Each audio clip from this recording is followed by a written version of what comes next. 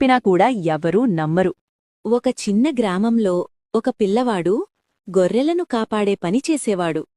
ఒంటరిగా ఉండి విసిగిపోయి ఏదైనా సరదాగా చేయాలని ఆలోచించాడు.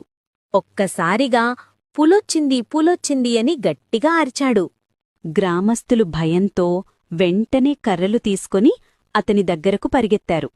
అక్కడికి వెళ్లి చూస్తే పులి లేదు, ఏమీ లేదు. అతను వారిని చూసి నవ్వడం ప్రారంభించాడు. మరుసటి రోజు అతను మళ్ళీ అదే అబద్ధం చెప్పాడు. ఈసారి గ్రామస్థులకు చాలా కోపం వచ్చింది. ఒకరోజు నిజంగానే ఒక పులి అక్కడికి వచ్చింది.